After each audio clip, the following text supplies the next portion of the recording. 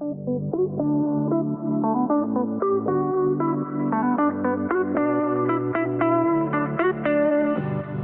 to Teal Talk, a podcast brought to you by the Ohio Alliance to End Sexual Violence. That's OAESV for short. We're your hosts, Taylor and Lori. In each episode, we speak with professionals in the field to dive deep into the intersectional issues that affect survivors in Ohio. Before we begin, we want to give a content warning that we will be discussing sexual violence and other issues that may be upsetting and triggering. If you need help, please feel free to call our resource line at 888-886-8388 during regular business hours, or the Ohio Sexual Violence Helpline 24/7 at 844-644-6435. Please take care of yourself.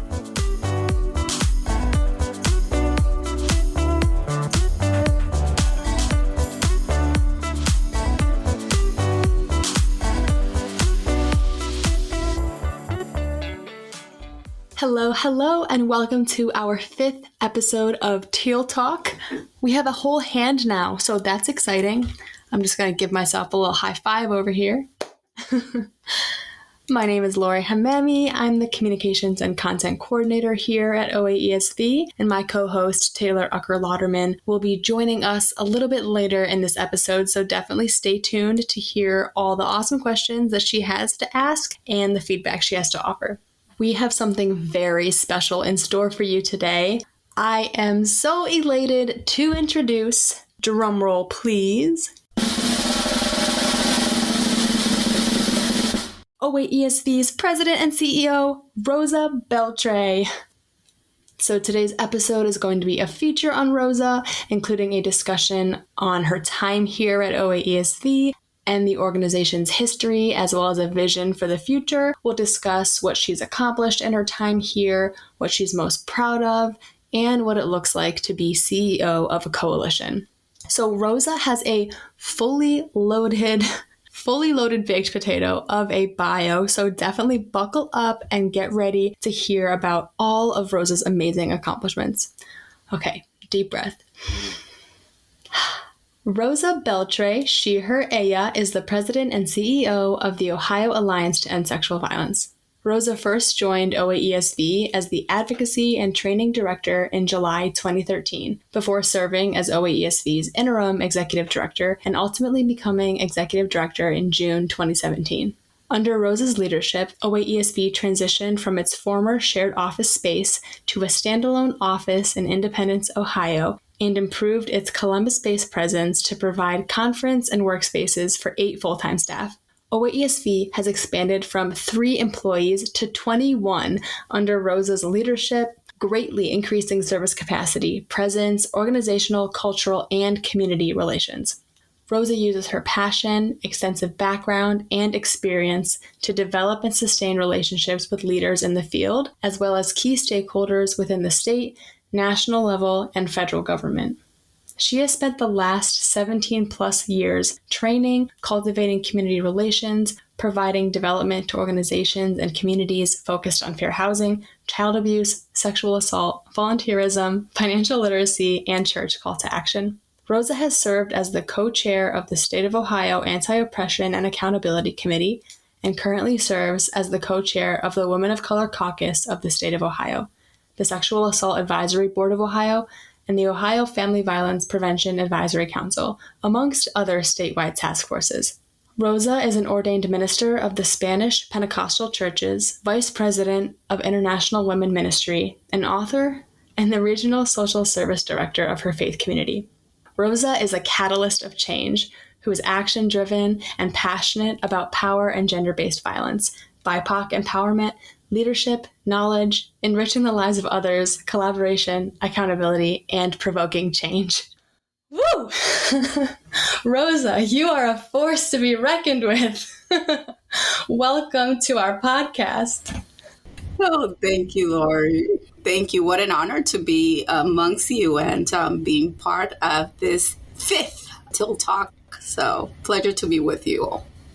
So your bio tells us that you've been doing training and community relations work for over 17 years. Do you want to tell us a little bit more about your career thus far and what led you to OAESV?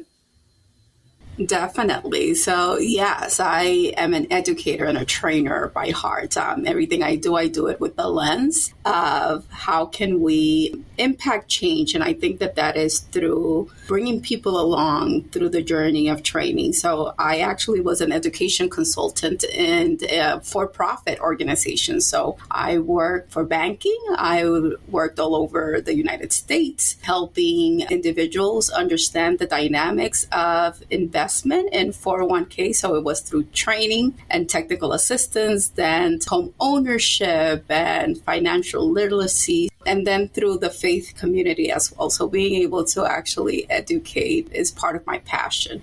And then coming to OAESV, I actually volunteer for the local rape crisis center. They seek me out as I was working in workforce development to help them create the faith-based community, or engage, better yet, with the faith-based community in the Cleveland, Cuyahoga County area, as well as opening their Latina. So I was contracted through them to help them with that process for 2.5, 3 years. And actually, even now, if you call that local rape crisis center, the voice that you hear in Spanish is mine, and all of the Spanish translation as well, which is funny. And in that process, I met the previous executive director of the Alliance because it was hub in the same location. And we worked well together with some of the initiatives. And I remember Katie saying, "Oh, I need somebody to help us. Would you mind?" And I'm like, "Oh, I could probably volunteer." So it became as a volunteer process, and then part-time. And from part-time, it became my full-time job in understanding. But I've always worked with gender-based violence overseas. So I was very passionate about the work as a whole, but understanding the dynamics of the coalition, that is how it came about. Wow, it's wild to hear you started in banking, but I feel like it makes so much sense because the financial stability of our organization is on point. Thank you. Yeah, some people are like, "Oh, well, yeah." I'm like, I'm not a social worker. I don't have a social worker background. My thing is finance and banking, and that also was my minor. So yes, very interesting, but very connected with what economic empowerment does. And also, even as vice president, I became then vice president of operations for one of the local banks here. And in order for a new branch to be open, we had to do the assessment to ensure that there was no red tape and what would they do in the community engagement. So always very connected with the needs of the community and eliminating those barriers. But knowing that even as a nonprofit, we have to be very intentional about how we're managing the finances. Yeah, I don't come from a social work background either, but as long as the passion is there, the work finds you, the people find you. It does. It does. So our Vice President of OAESV, Chandra Ingram, recently described you as dedicated, fearless, caring, a servant leader, strategic, selfless, and an advocate. So what makes you passionate about this work? The word passion for me has to come also aligned with being a doer. And sometimes you could be passionate about something and have no follow through, right? And it's just there. But the reality is that the passion comes from being a womanist as a whole, not a feminist, but a womanist, which encompasses a little bit more than just feminist movement and rights, but the understanding of elevating all of women's voices all around the country as well as overseas. The passion also comes from survivorship, and whether it's primary or secondary. And also, I want to be able to be in this movement to ensure that my future generation don't necessarily have to go through the things that we have had to navigate. So that's the drive and the passion, and that's where it comes from. Yeah, that's really beautiful. I think that we're all hoping that we can leave this world better than the way we found it. Yes. In the time that you've been at OAESV, what have been some of the biggest changes or transitions that have happened? I imagine in 17 plus years, a lot has changed. There's a lot. Actually, just celebrated 10 years with OAESV. Woo woo! Right? I'm like, whoa, 10 years. That's a long time. But just seeing our growth and our sustainability, but also seeing the way in which we have been very intentional with all of the people that have passed through OAESV as a staff, their contributions to the movement, to the growth of this organization, as well as the current people that are within our organization, the ability to create a space that is more than an incubator of knowledge, but also of love, of growth, of compassion, innovation, empowerment, of elevating other people. Those are part of the things. The other things that I've seen within the process of our growth and my leadership as OAESV is the funding sustainability, right? How we started with $150,000 at the state level, right? With a line item for 23 rape crisis centers at that time, still 88 counties to now in 2023, 15 million a year and 35 rape crisis centers, right? That we have actually have engaged and being able to be very intentional with the court standards, that programs do have accessibility to funding, that legislators recognize and understand that they need to put dollars within their communities to support survivors. I've seen also within our leadership things that I am very proud of. It is also bringing us together, right? And what is the role of the coalition? There's been a lot of transitions. There's been a lot of changes. We own a lot of historical and organizational trauma, which we inherited, and being able to navigate in those spaces, but then at the same time, own it, apologize, and then being a connector and people being able to come to us. The ability that we have had as an organization to earn people's trust, the transparency in communication of getting people engaged, involved in the movement, with the work, being a part of this collective and wanting to do this work, the ability that we have had to also transcend, right? That we recognize that there is power and strength in the collective, that is not a slogan or catchphrase for any particular year, but that we actually do believe that we're not island, that it takes an entire village, an entire community, and that we have to stop working in silos, that we all need of each other, even if we don't see eye to eye, right? That we can agree to disagree, but that we are present at the table, that we have a respected voice at the table, that we are invited at the tables, and that we're able to have also some difficult conversations with some of our community partners in reference to some of the ways that they do the work or are doing the work that might continue to be oppressive and abusive, but without dehumanizing those that we work with, but just how can we come, right, as a collective to ensure that we continue to support survivors, but also our mission and our work. The work of the Alliance in Ohio has been recognized nationally in the way that we have worked, that we have grown, that we continue to work in our innovation and our processes. So we are considered a best practice model of a coalition, and that brings me great joy. That's really awesome. I heard you mention a few times rebuilding trust, remaining transparent, repairing broken bridges. And when you're thinking about working with people across the entire state of Ohio, and not wanting to work in silos, but we're physically distanced from each other. So trying to navigate feeling close, but being physically distant is an interesting hurdle to tackle. It is, and it's being intentional, right? So, recognizing also that not everybody, even from a technology perspective and working statewide, then not everybody has a camera. And that even means our partners statewide, right? Like other coalitions, other statewide agencies, they didn't have a camera. So when you're asking people, put your cameras on, right? Or how can we connect? Being very intentional, and even your icebreakers, and how are you engaging in difficult conversations, that it's not all business, that you have to get to know the individual, and also recognizing that in the midst of all being scattered, can you truly make space to catch coffee or tea with somebody, right? When they are in town, or when you are in their neck of the woods.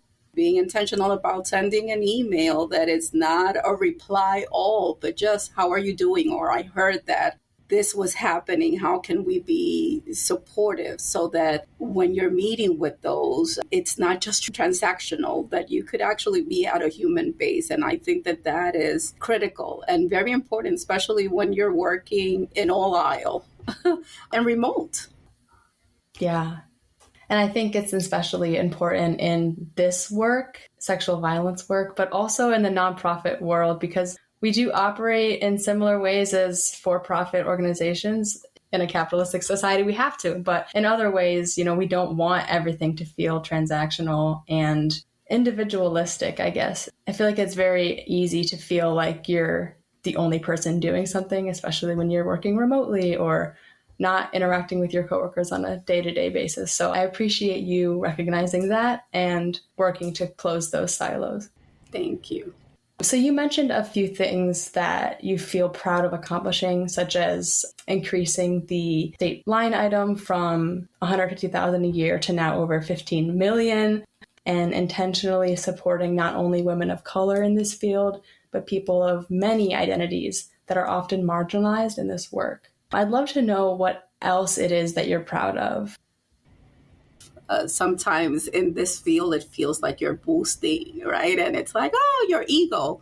But this is hard work, right? And intentional. You have to be very intentional. And things that I am proud of within my leadership here at the coalition, I've seen the visibility and the growth of women of color in leadership position. That is phenomenal, right? Even if we look at the stats, a lot of the women that lead not only coalition, but local rape crisis centers or DV centers are white feminists, right? And that was the case in Ohio and in our programs. And now we have 4 women of color that are rape crisis center directors or program manager. That is still not enough, but that is part of the work, right? And what it means, and being able to have that visibility and elevating. So I am very proud of that. I am proud of the laws that we have passed and advocated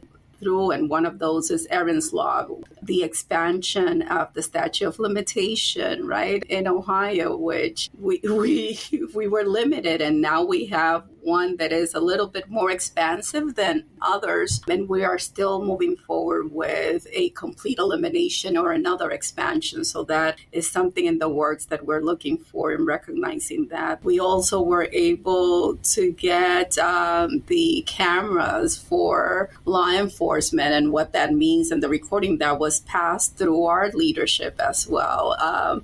The growth of the Women of Color Caucus, when I was co-chair, in reference to that participation, we had 25 women participating. We now have over 125 women of color in the gender-based violence movement that are part of the Women of Color Caucus of Ohio movement, and that is phenomenal. Also things that I am proud of, the growth from 25 accredited rape crisis programs to 35, and coverage of 77 counties. That is also something that I am very proud of.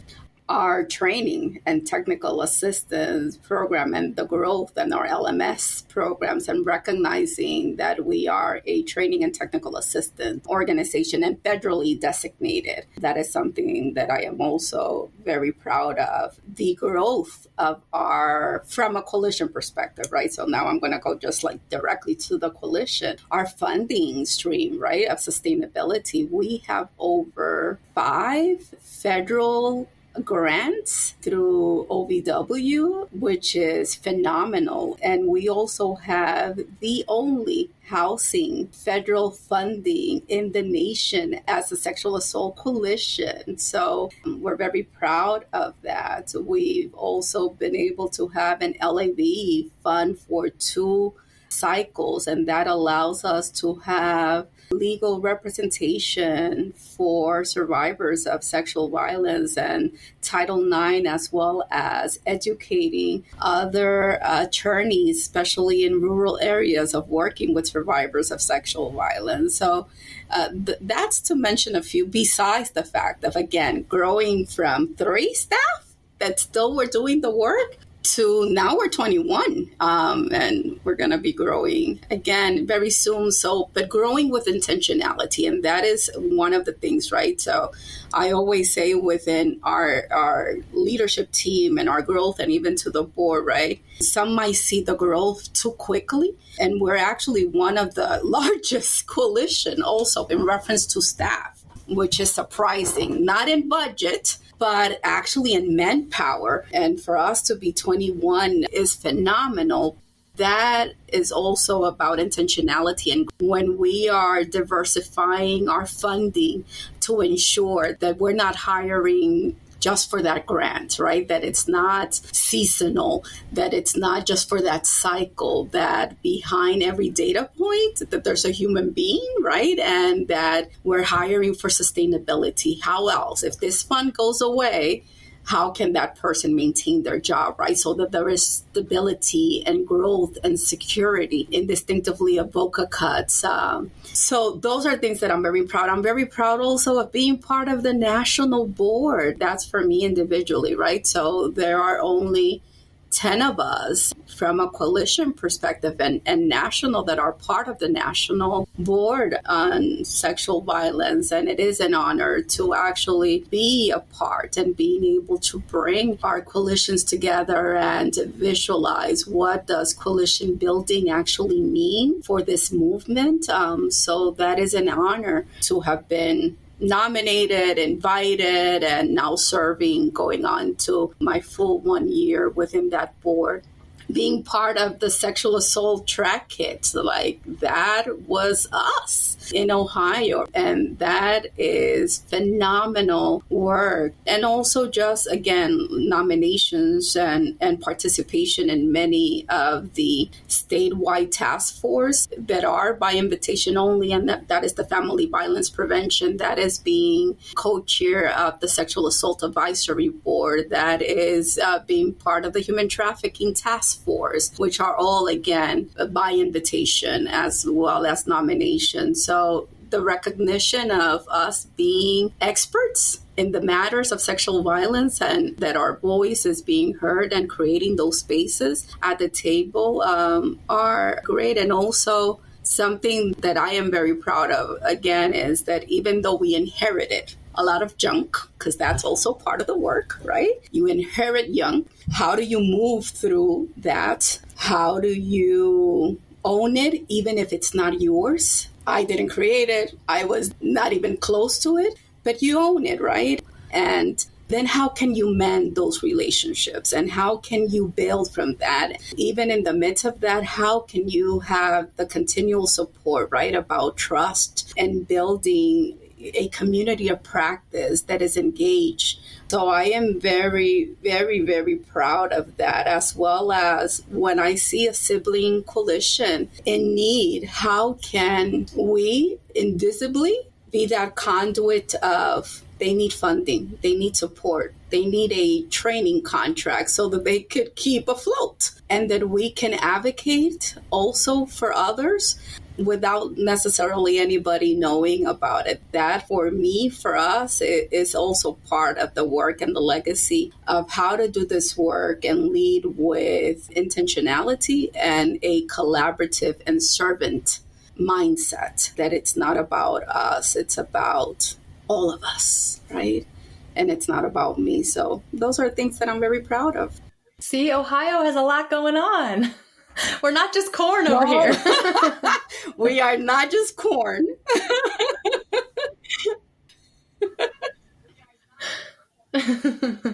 Yes.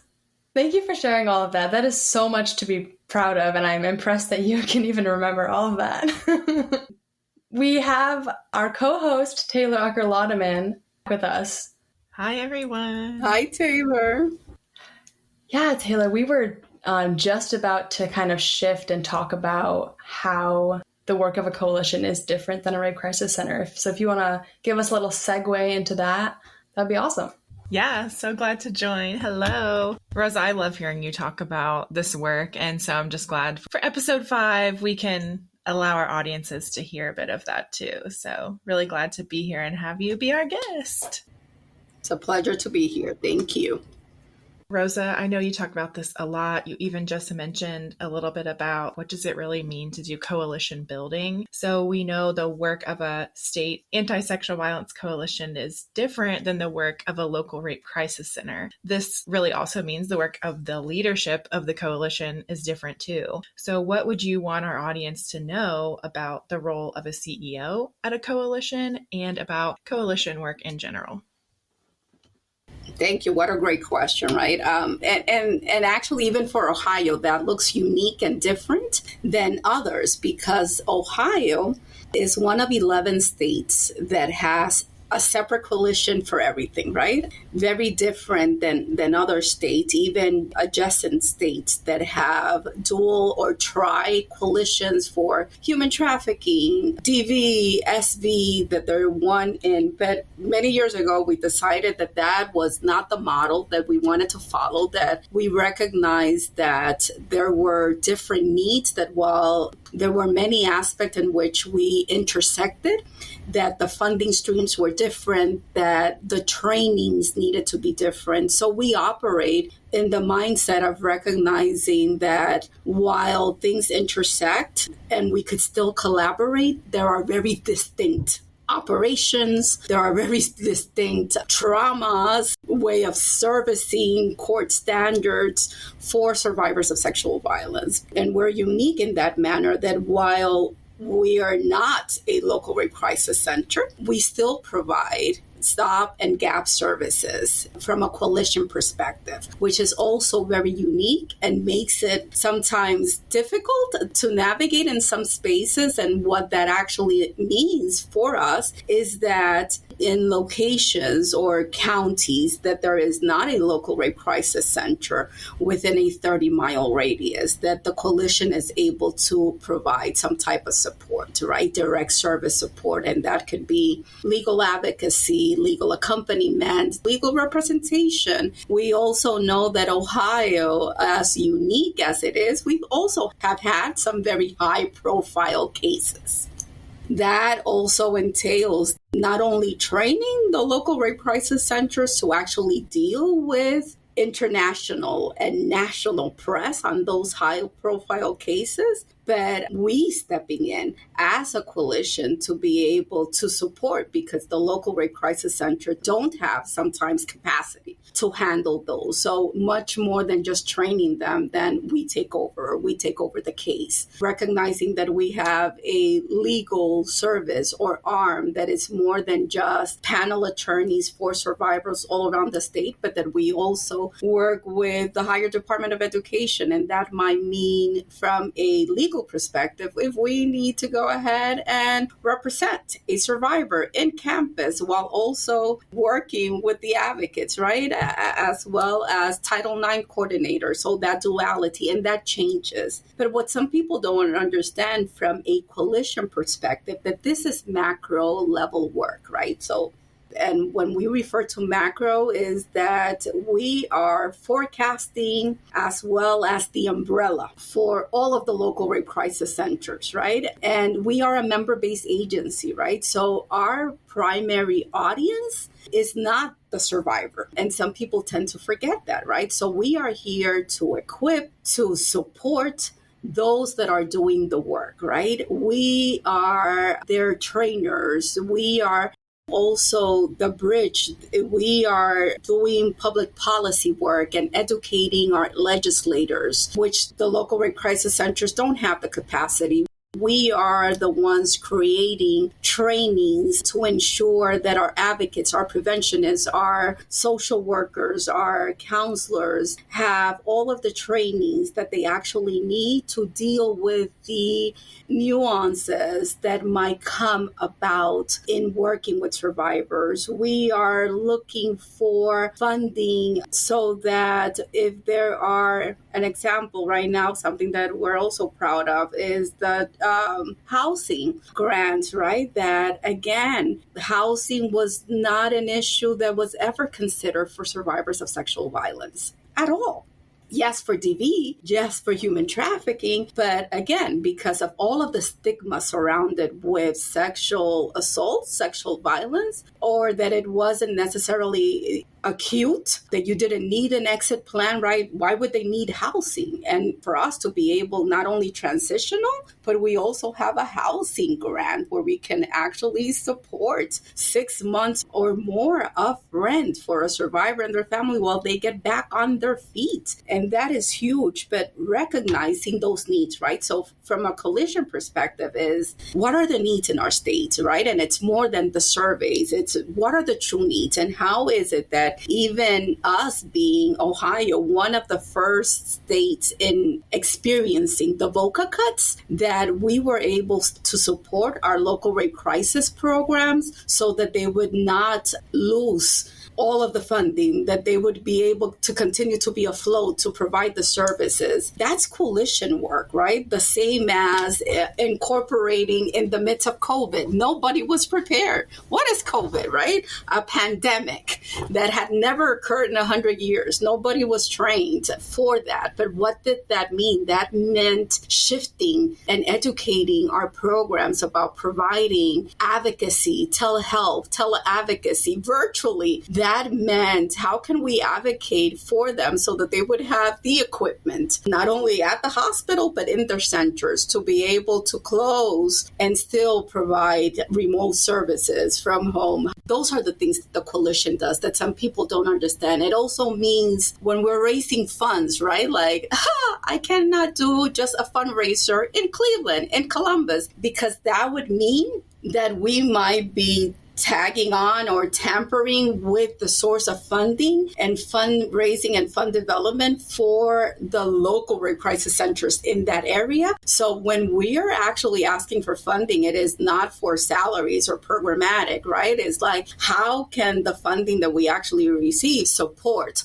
all of the rape crisis center, and at the same time does not hinder the relationships that our local rape crisis centers have in doing their actual work? How can we empower the local rape crisis centers to go ahead and take on an interview with the press? That is coalition work. How do we work with the boards to help them understand what are the needs, right? How do we help the executive director of a local rape crisis center advocate for their funding, for their growth, for their programmatic? How, from a coalition perspective, do we hold them accountable to the court standards, which is, again, the roadmap of what a local rape crisis center should have? How do we create those? And how do we ensure that as they're doing their work, that they're not hurting survivors, right? That's coalition building work. How do we then also navigate the political climate in which we are in, and recognizing that this is a bipartisan, that there are so many triggers, laws, bills that affect our communities, and our community is our advocates, right? How do we create a sustainable programmatic that also encompass trauma-informed care? And then in the midst of all of that, how do we as a coalition model what it is that we're asking our local rape crisis centers to do, to create, to build? That is coalition work. So creating new materials, creating trainings, serving our members, updating that map, collecting data, again, at a macro level so that we are able not just to spew information, but to be very consistent and not having to rely on old data or asking other national organizations for data that belongs to Ohio. How are you up to date?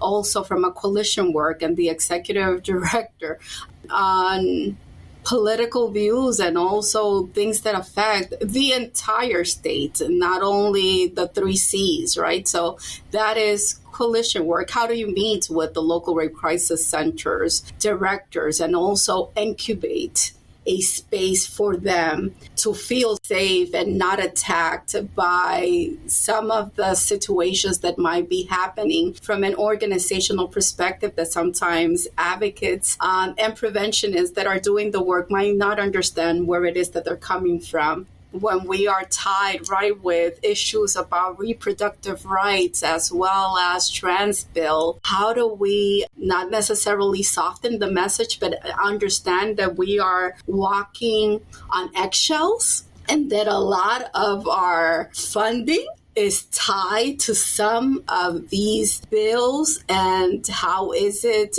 that you could still be true to the movement, to survivors, to the people that are your member base while not hindering the funding, right? And having difficult conversations about how do we navigate, right, these spaces. The same as, while we're not a social justice agency, we are a sexual assault agency within the movement, recognizing that from a humanist perspective, all of these things intersect and are important. So how do you have those difficult conversations and fighting the good fight every day? So that is what an ED does, more than just sign paperwork. But you know that sometimes people don't understand, and it's building relationships right across the board. Yesterday, we were at a family violence prevention retreat, and that is a statewide organization led by OCJS, which is our Office of Public Safety. And the majority within the room are not nonprofit organizations, are statewide appointed directors. And then what does it mean to work right within the confines of systems while you're serving people and recognizing that some of the system structures have hurt the people that we are here to serve as public officials, that they are, that we also are, because we are still public officials in nonprofit. And what does it mean to work in those confines and have honest conversation? And what does the work look like moving forward, right? And just looking at that, like we've worked with them for the last 25 years. So from a coalition perspective, recognizing and honoring the spaces that you're in, and then knowing again what fights to pick, how to pick those fights, and what does it actually mean? Again, that it's not about Rosa's beliefs, because I have my own sets of values and beliefs, but what are my non-negotiables? But then recognizing that I am in that space representing 35 rape crisis programs, of which 40% are rural, that have different way of being and thinking, that there's a heavy reliance of more than 92% in each of our programs on the fundings that are systems-based, right? That while we have as activists and advocates this verbiage about dismantling systems, the systems pay us. And we still have to work within the systems.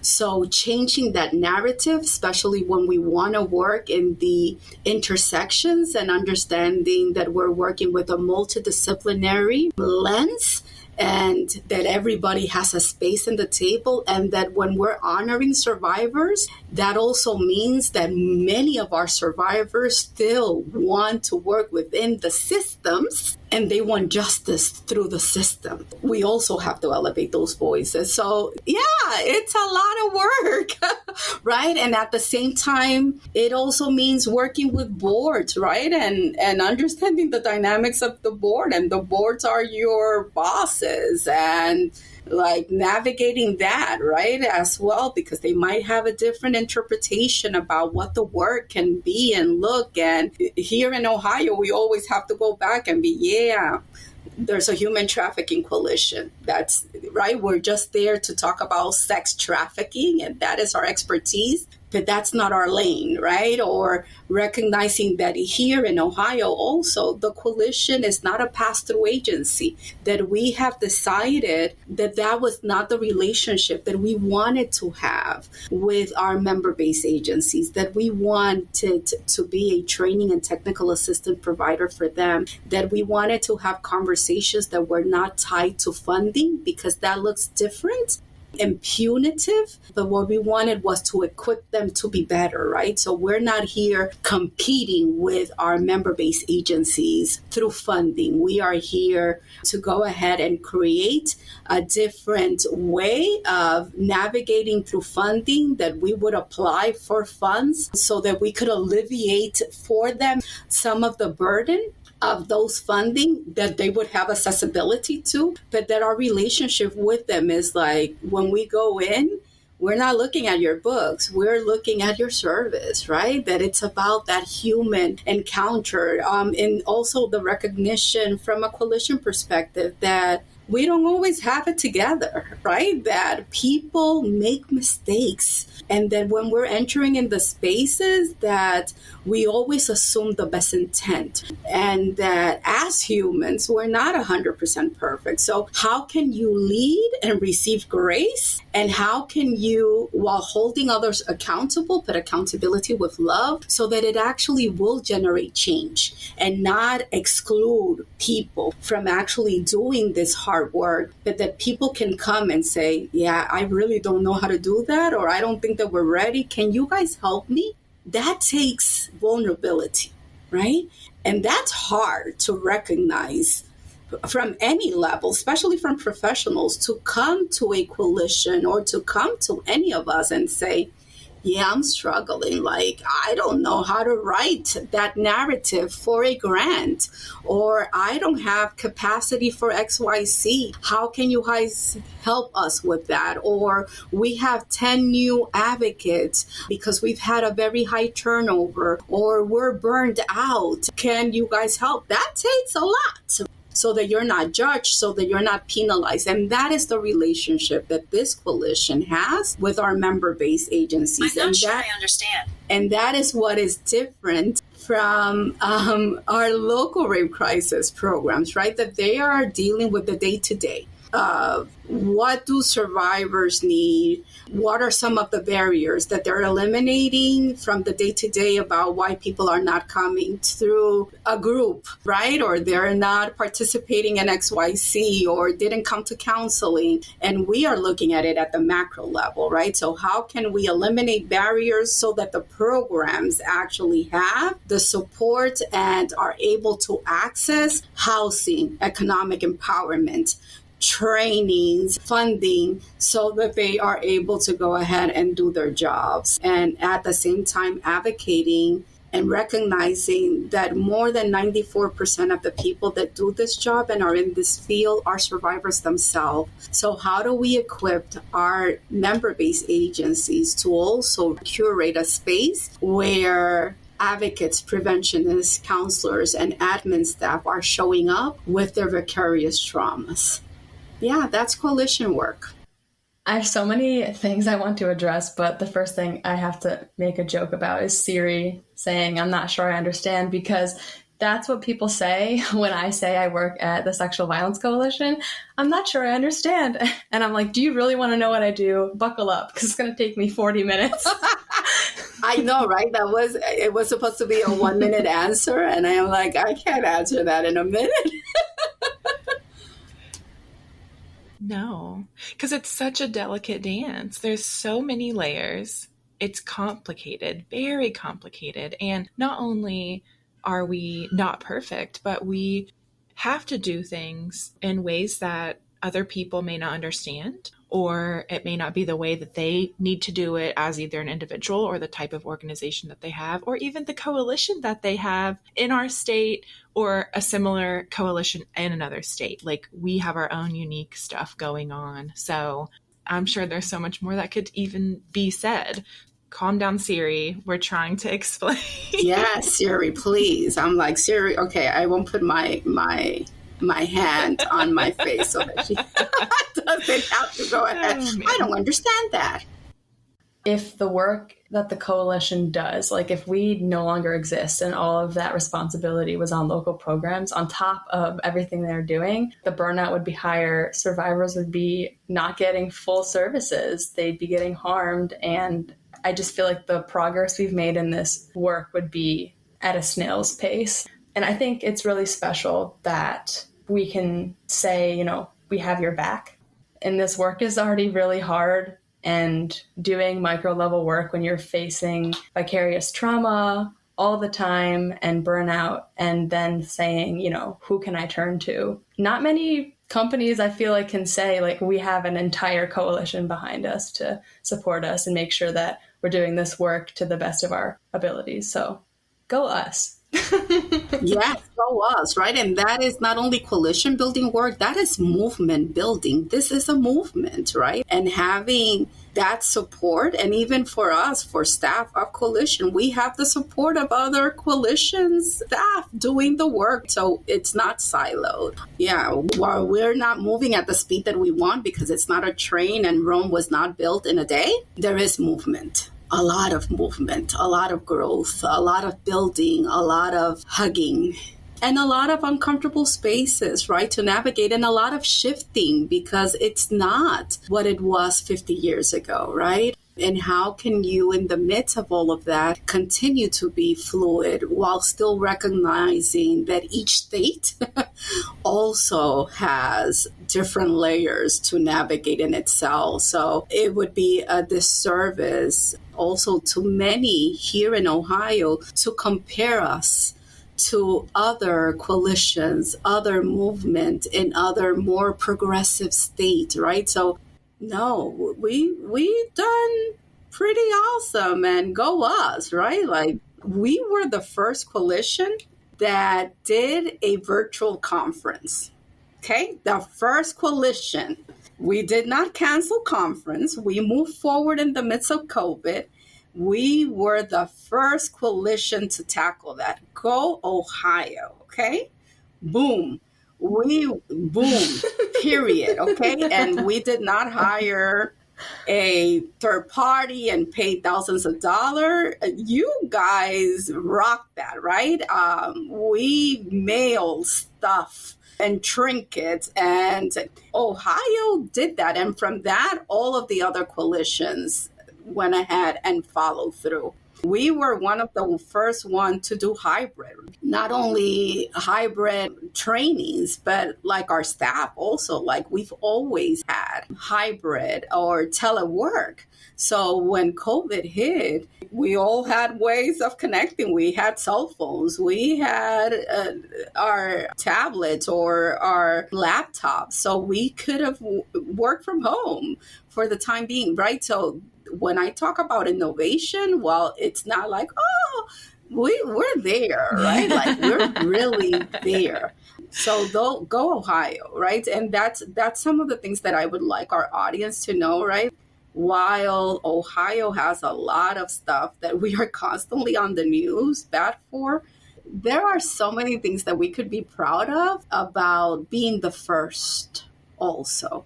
From a movement building, a gender-based violent movement building perspective, right? And those are things that we have to honor. And some of the worst things that we can do as individuals and as a collective is also comparing ourselves to others, right? You have to compare yourself to you. Like, you should be trying to do things so that you as a human, as a person, can be better every day, not in comparison to, because the dynamics of every other state is completely different, right? And it's in the midst of all of the layers and complexity that Ohio has.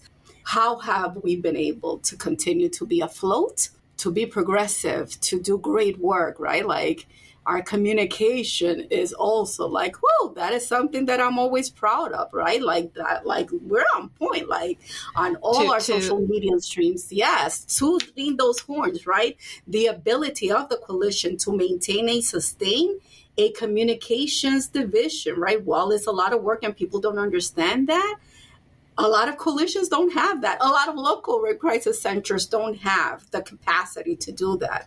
Our SAM kits, the things that we put forward are of quality, right? There might not be as often as people want, but we put out some phenomenal stuff. Our position statements of having a voice on the issues that affect, oh my God, OAESV on point. Even if it costs me my head, but yes, on point. And intentional, right? So those are some of the fights and things that we can all be very proud of. So we've talked about the past, we've talked about the present. I would love to hear, rubbing my hands like maniacally, I would love to know what you're most looking forward to in the future with this coalition. Wow. I'm very ambitious. Yes.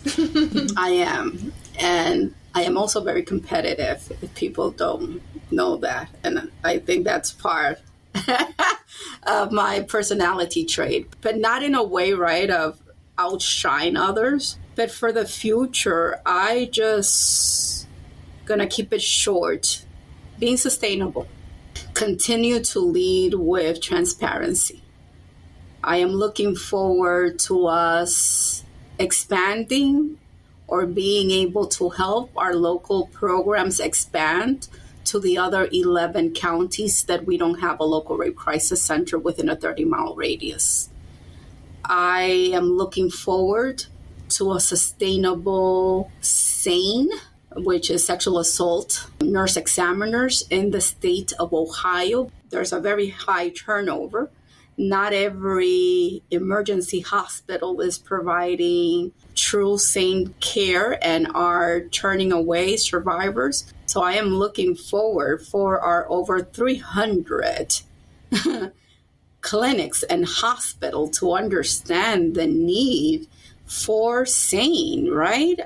That we stop this tug of war for funding when they are also managing and operating as corporations with a lot of money. I am looking forward for us to have stability in VOCA as a state. I am looking forward to that bucket of funding increasing because it was created for victims of crime. And we need that funding, that bucket to go back up.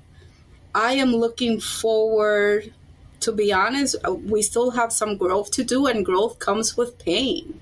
And I'm looking for additional support and growth and looking for stability and sustainability. I am also looking forward for us to continue to model, leading with transparency, with accountability, with love, with an anti-oppressive lens. And what does that mean? And that our sibling coalitions can meet us truly halfway and not be performative, so that when we are actually coming out and putting out a statement and talking about issues, whether it is about race or identities or gender or DEI and belonging, that we are not the only ones smacked and hit, but that we as a collective, as a state, are able to actually be unapologetic about the way that we are showing up for survivors of crimes. I am also looking forward to people stop taking credit for our work Yeah, I'm looking forward to that, right? So maybe that has to do a little bit more with us being boastful and taking our accolades and our flowers now, right? Like our flowers now, and not wait for other people to come and say that they're doing XYZ stuff. And then people like, oh, no, the coalition OASV did this and has been doing this, even though we haven't been at the spotlight. I am looking forward from a coalition perspective for us to have more unrestricted funding so that we could do some of the work that is not tied to grants, so that we can continue to be innovative, that we could continue to push forward. And that would mean not having such a high reliancy on federal and state funding if we want to truly be cutting edge and innovative. Or again, there's an and or, right? It doesn't have to be in lieu of, that there are things that could be simultaneous. While we're doing this from a deliverable-based perspective and honoring our grants, this is still important, and funding this aisle with unrestricted funding would be important. So that is what I'm looking for. I am looking forward also to more donors and people engage in this movement of ending sexual violence in this generation without ties, without necessarily being those that are member-based agency, right? So I need foundation money. I need an individual donor. I need inheritance. I need to be in somebody's will. I need other forms of endowment. So again, that we could have this. And here's my hopeless romantic. I would love for us to actually own a building, our building, so that we don't have to pay rent at any of our locations, and that OASV would have its own paid off office on the Cleveland skyline. And everybody have a window. No. Inside joke, right? I would love for us to own a couple of houses or units so that we can also provide the housing for a lot of our survivors all around the state. You know, and some might look at it, oh, that's capitalist. No, that is envisioning, right, of what this work can look like without being tied to grants. And I'm also looking forward to succession planning and retiring someday and leaving this organization to somebody that will continue forward with the vision and bring their own, because I also believe that nobody is eternal, right? And that we have to create spaces for others to go ahead and grow, and for us to continue to be that stepping stone for advocates, that people want to work here, people want to stay here, and creating in between opportunities for the staff that we have to grow, and for others that want to join us to be part of the coalition building as well. That's beautiful. I love it. You mentioned a couple things here and there, but specifically, if you had to choose one or two things to ask of our audience, what would you like for them to do to take action? Be part of this movement. Go to our website, www.oesv.org, and be a member. I would ask you if there is a organization that you would like to donate to put us on your primary list. That more than 88 cents on every dollar that you give to the coalition goes back to programming. That is high, that is phenomenal, right? Which means that it's not going to our salaries, that it's going right back to the communities that we serve. That you get educated, that you change your language, that you recognize that nobody is exempt from sexual violence, that nobody deserves to be raped. That you have to care not because it could happen to you, but because this is an ailment that is affecting our community, and that it takes all of us to ensure that it doesn't happen to your loved one, right?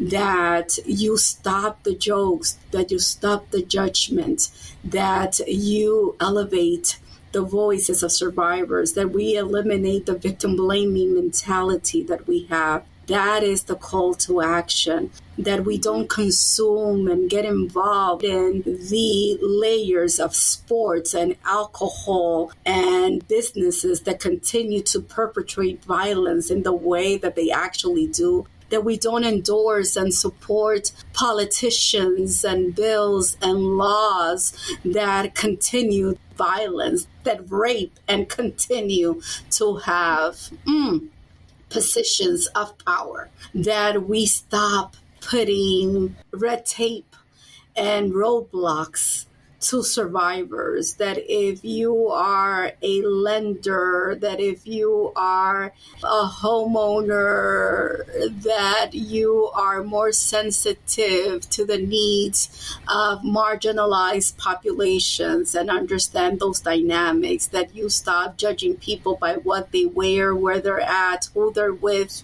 that you stop thinking that people deserve. Nobody deserves to be raped. Nobody deserves to be assaulted. Nobody deserves to have their autonomy removed, taken away, that people understand what consent truly is, to exercise that we come together and eliminate the loophole in Ohio, that it doesn't matter if I am married, that, hey, hello, no, it's not that I have vengeance, but understanding that that loophole is a gag order, right? And that just because I'm married to you doesn't mean that my body belongs to you and that I could be raped by you every time that you come to our space at any particular time. So there's a lot of call to actions, right? So just get involved, get educated, be part of the solution and not of the problem. And if you don't know how, reach out. We can show you how. With your money, with your voice, with your power, right? With your presence, we can show you how to get involved. And that when you give to us, when you engage with us, you're not giving just to one program. We are distributing the wealth, the knowledge, the growth, the empowerment all around the state. Woo! I like my coalition executive directors the way I like my coffee, bold and energizing, because Rosa, you have me feeling like I can eradicate sexual violence right here, right now. Let's go. Let's go, Lori, let's go. Yeah, you give me the power to feel like we can do it all. We can. Yes. My gosh. Thank you so much, Rosa. I know that your schedule is probably so busy doing impactful, amazing bridge building work, but to take an hour out of your day to chat with us really means a lot, and to share your message. It is an honor to be amongst you. Thank you for the work that you're doing with Till Talk. Thank you for elevating the voices of all of us within the coalition and the work that we actually do, but having meaningful conversations. And for being so thoughtful with your questions and how you're premising every month. So thank you. Thank you for the honor of being amongst you and for the work that you all do. Hugs. Bye, y'all. Bye-bye. Bye.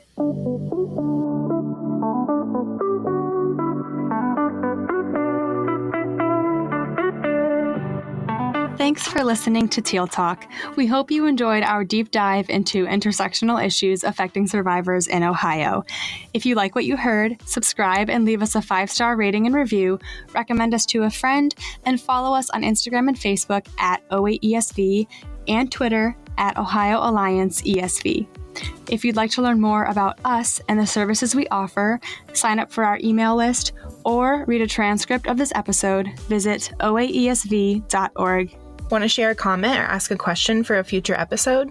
Just click on the link in the show notes to leave us a voicemail. And remember, we're here to help. Feel free to call our resource line at 888-886-8388 during regular business hours, or the Ohio Sexual Violence Helpline 24/7 at 844-644-6435. See you next time.